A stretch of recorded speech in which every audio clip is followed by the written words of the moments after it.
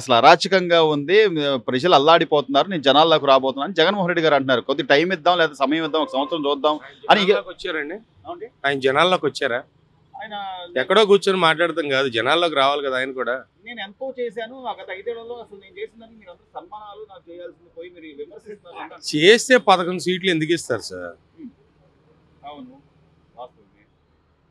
11 సీట్లతో సరిపెట్టారు. ఏదో ఆవిడ సంగతి తీసేయండి సార్. రోజా గారు ఎందుకు? ఆవిడ వల్ల సగం పోయిందిలే కానీ అక్కడ. ఎందుకనంటారు? ఆవిడ పాలన బాగుంటే ఆవిడే గెలిచుద్ది కదా సార్. ఎప్పుడు లో మెజారిటీతో గెలిచిన వాడు భారీ మెజారిటీతో ఎందుకు ఓడిపోయింది? నగర నియోజకవర్గంలో ప్రజలు అంత నమ్మలేదంటారు. నమ్మలేదు కదా, నమ్మకపోబట్టే కదా ఆవిడని కూడా ఇచ్చింది. మరి అంబటి రాంబాబు గారు అంటే సరే, ఇక్కడ గెలిచిన వాళ్ళేమో జగన్మోహన్ రెడ్డి గారితో సహా 10 మంది గెలిచినారు. వాళ్ళు ఎవరో బయటకు వచ్చి మాట్లాడుతున్న పరిస్థితి లేదు. ఓడిపోయిన వాళ్ళు మాత్రం విపరీతంగా విమర్శించడానికి లేదా ఏదో పురకాలు చూస్తున్నారు. జనాలు నమ్మే పరిస్థితి ఉందంటారా? ప్రజలు ఏమనుకుంటున్నారు? అసలు మ్యాండేటరీగా పబ్లిక్ ఏమనుకుంటున్నారు? ప్రజలు ఏమనుకుంటున్నారనే కంటే కూడా నేను మీతో మాట్లాడతా నేనేమనుకుంటున్నానని చెప్తే బాగుంటుంది. ప్రజలందరి సంగతి నాకెందుకు? మీరు కూడా ఒక మెంబర్ పబ్లిక్ లో, మీరు కూడా ఒకరు, అందుకని అడుగుతున్నాం. ఓన్లీ పబ్లికే. మీ అభిప్రాయం ఏంటి? వాళ్ళు ఏం చేశారు సార్? అసలు ఇప్పుడు పోలవరం ప్రాజెక్ట్ ఏంటో, డిజైనింగ్ ఏంటో, దాని ఖర్చు ఏంటో, దాని ఇదేంటో నాకు తెలియదు అన్న వ్యక్తి మరి జలవనరుల శాఖ ఇది చేశాడు. ఆయన చెప్పడం భావ్యమేమన్నా మరి? కాదు సార్, అసలు డయాఫ్రమ్ వాళ్ళు ఎన్ని కాదు, ఆ డిజైనింగే తెలియని వ్యక్తిని ఆ మంత్రి శాఖ మంత్రికి ఎలా చేశాడు ఈయన? ఫస్ట్ టైం అనిల్ గారు చేశాడు, అసెంబ్లీలో చించుకున్నాడు ఆయన, అయిపోయింది. తర్వాత ఏంటంటే అవన్నీ కవర్ చేసుకోవడానికి ఈయనకి ఇచ్చాడు, అడ్డగోలుగా మాట్లాడతాడని. ఈయన అడ్డగోలుగా మాట్లాడి నాకేం తెలియదు అన్నాడు. అసలు పద్ధతి అనేది. అలాంటి వ్యక్తికి మంత్రి పదవిలో ఇచ్చాడు జగన్మోహన్ రెడ్డి. తప్పే కదా అది. అలాంటి వ్యక్తి ఈరోజు వచ్చి చేసేవాళ్ళ మీద రాళ్ళు, పళ్ళను చెట్టుకి రాళ్ళు కాదు కానీ చేసేవాళ్ళ మీద రాళ్ళు వేస్తాడు బాగా. ఆయనకు అలవాటు బాగా మొదటి నుంచి. ఆయనకి ఏంటంటే క్యాస్ట్ ఇష్యూనే కానీ మంత్రి పదవి ఇచ్చింది, ఆయన దేనికి పనికిరాడు.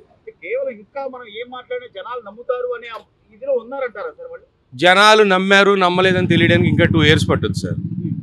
ఆ ఎఫెక్ట్ కనపడాలంటే పబ్లిక్ నుంచి రావట్లే ఇప్పుడేమి. ఇవన్నీ పార్టీ అభిమానుల నుంచో, పార్టీ కార్యకర్తల నుంచో, లేదా పేటీఎం కార్యకర్తల వాళ్ళు ఉంటారు, వాళ్ళ దగ్గర నుంచి వస్తున్న అభిప్రాయాలే కానీ పబ్లిక్ నుంచి ఏమీ రాదు. సో మీరు అన్నట్టుగా కొంత సమయం వల్ల అసలు 6-7 నెలలకి ఎట్లా తెలుస్తుంది అంటారు.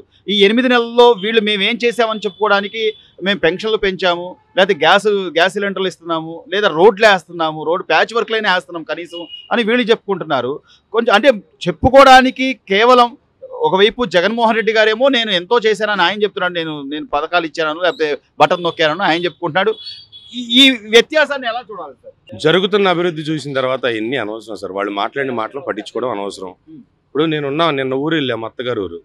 బస్సు ఉండదు, ఆర్టీసీ బస్సు. పిడిగిరాళ్ళ అవతల బ్రాహ్మణపల్లి ఉంది. మరి అక్కడి నుంచి అవతలకు బస్సు ఉండేది కాదు. ఇవాళ ఆటోలు 10 కొద్ది ఆటోలు వెళ్తున్నాయి. రోడ్లు పడకపోతే ఎవరు వెళ్ళరు కదా. ఆటోలు ఈరోజు నా పెళ్ళే 15 సంవత్సరాలు ఆర్టీసీ బస్సును చూసింది లేదు నేను. అంటే ఈ 6 నెలల నుంచి చేశారని గొప్ప చెప్పుకోవడం కాదు. ట్రాన్స్పోర్టేషన్ ఉంటే మీకు డెవలప్ అయ్యేది ఏదైనా. ఈ గవర్నమెంట్లో కావాల్సింది ట్రాన్స్పోర్టేషన్ ఉంటాడు ఈయన. ఫస్ట్ డెవలప్మెంట్ కాదు సార్, ఫస్ట్ ఆయన చెప్పేది ట్రాన్స్పోర్టేషన్ చేస్తాడు. ఫస్ట్ రవాణా ఉంటేనే అభివృద్ధి అనేది జరిగేది. ఆటోమేటిక్గా ఇక్కడి నుంచి పక్కకి పనికి వెళ్ళాలంటే, ఏ ఊరన్నా వెళ్ళాలంటే నా బండి అంత రిపేర్ వస్తుంది. అవన్నీ పట్టించుకోకుండా పథకాలు అయిపోతే మేము కూడా ఎంతో చేసేవాళ్ళం సార్. పథకాలకు అసలు ఎన్ని కోట్లు ఇచ్చారనేది శ్వేతపత్రం విడుదల చేసి దానికి ఎంత వడ్డీలు కడుతున్నారనేది, ఆ భారం ఎవరి మీద పడుతుంది అనేది సామాన్య ప్రజలకు వివరించగలిగిన వాడే రాజకీయ నాయకుడు. వివరించమనండి, వచ్చి ధైర్యంగా ప్రజల్లోకి వచ్చి నేను ఇంత తప్పు చేశాను, ఇంత వడ్డీలు కడుతున్నాను, నేను పడ్డ బాధలు 6 సంవత్సరాలు. ఇప్పుడు కోవిడ్ వచ్చింది, ఫస్ట్ డెవలప్మెంట్ జరగదు, అది ఎవరు కాదనరు. ఆఖరి 2 సంవత్సరాల్లో ఎన్ని లక్షల కోట్లు అప్పు చేశాడు, ఎంత వడ్డీలు కడుతున్నారు. ఒకటికి పెడతానికి ఇంకోటి దగ్గర తీసుకుంటున్నాడు కదా ట్యాక్సుల రూపంలో. ఆయన ఇంట్లో డబ్బులు తీసుకొచ్చి డెవలప్మెంట్ ఉందా లేదనేది మొన్న ఎలక్షన్ లో తెలిసింది. దాన్ని ఎవరిని మీరు అడగనవసరం. ఏది అసెంబ్లీలో ఇంప్లిమెంటేషన్ చేసాము అంటే ధైర్యంగా అసెంబ్లీలో చెప్పింది ఏంటి? అప్పడాల కంపెనీలు ఇవేనా? ఇవి కాదు కదా కావాల్సిన జనాలకి. కంపెనీలు ఏవి? జంక్షన్ దగ్గర మల్లవల్లి ఉంది కదా, ఎందుకు ఆగిపోయింది సార్ కంపెనీ? అది ఎందుకు ఆపేశాడు? అది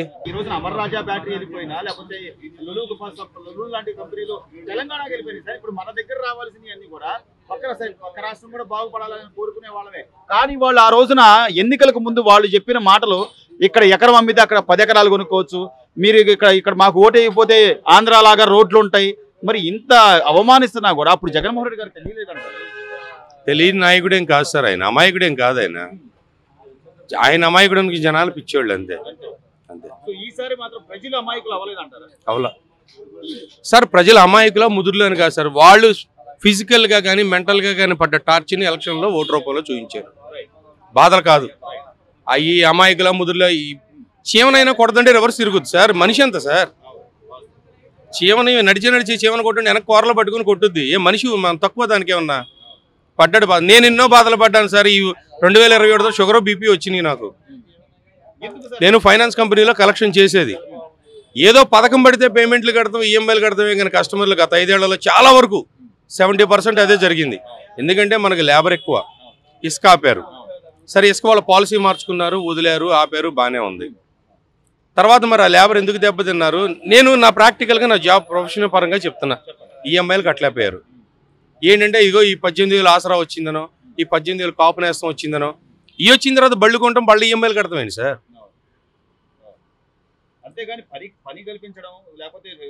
లేదు కదా. బెంచ్ సర్కిల్ దగ్గర రోడ్డు మీద ఉంచిన వాళ్ళు నాకు ఒక 50 మంది కస్టమర్లు ఉంటారు. అందరూ లేబరే. వాళ్ళు ప్రతి నెల పిలిచి 1,000 2,000 ఉన్నప్పుడు కట్టి నెలకి ఈఎంఐ క్లియర్ చేసేవాళ్ళు. ఒక్కొక్కడు 6 నెలలు 7 నెలలు పేమెంట్లు పెండింగ్ ఉంటే మేమే బళ్ళు సీజ్ చేసాం, కంపెనీ ఒత్తిడి తట్టుకోలేక. అదే పని అంటే. మరి నేను ఇక్కడ ఇల్లు కట్టుకున్నాను, నేను ఇక్కడే ఉంటాను, డెవలప్ చేస్తాను, నాకు ఒక ఆయన ఎన్ని మాటలు ఎలక్షన్ల ముందు నాయకులు 100 చెప్తారు సార్, అవన్నీ నమ్మకూడదు. ఈ రోజు నాకేం జరుగుతుంది అనేది ప్రజలకు కావాలి. గతంలో నేను అది చేశాను అనేది గుర్తుండదు. ఈ రోజు ఈ గవర్నమెంట్ ఇచ్చింది ఇవ్వంది కూడా ఇంకో 4 ఏళ్ళు గుర్తుండదు. అది బూతు. అది మర్చిపోవాలంటే కొన్ని కల్పించాలి వాళ్ళు. అవి కల్పించకపోవడం వల్ల దెబ్బతిన్నాడు ఆయన. చివరిగా ఈ గత 5 ఏళ్లలో జగన్మోహన్ రెడ్డి గారు రాష్ట్ర ముఖ్యమంత్రిగా 5 ఏళ్ళు పరిపాలన చేశారు. లేకపోతే అంతకుముందు ఆయన పాదయాత్ర చేశారు, జనాల్లోనే ఉన్నారు, జనాల్లోకి వెళ్ళి నేను ఉన్నాను, విన్నాను అని ఎన్నో చెప్పారు. 5 ఏళ్ళు రాష్ట్ర ముఖ్యమంత్రిగా చేశారు. జనాలు ఎందుకు వద్దనుకున్నారు, సరే ఆయన ఆలోచించట్లేదు అనుకున్నాం, పక్కన పెడతాం. ఇప్పుడు మళ్ళీ జనాలు ఈ 6-7 నెలల్లోనే విరక్తి కలిగి ఉన్నారు, అసలు చాలా ఇబ్బందులు పడుతున్నారు. పండగ తర్వాత నేను మళ్ళీ జనాల్లోకి వస్తాను అంటున్నారు.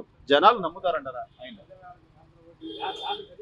నమ్మటం నమ్మకపోవడం అనేది ఆయన చెప్పిన మాట ఇక్కడ రియలిస్టిక్ గా కనపడాలంటే ఇంకో 2 years పట్టుద్ది సార్.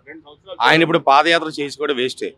కేవలం పార్టీని మన ఏమంటారు దాన్ని ఉనికి కాపాడుకోవడానికి రావాలి నాయకుడు, తప్పదు. అందుకే వస్తున్నాడు ఆయన, అంతే.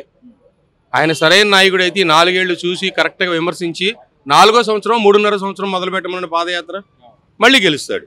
ఎందుకు సార్ అందరూ అనవసరమైన ఆర్భాటాలు?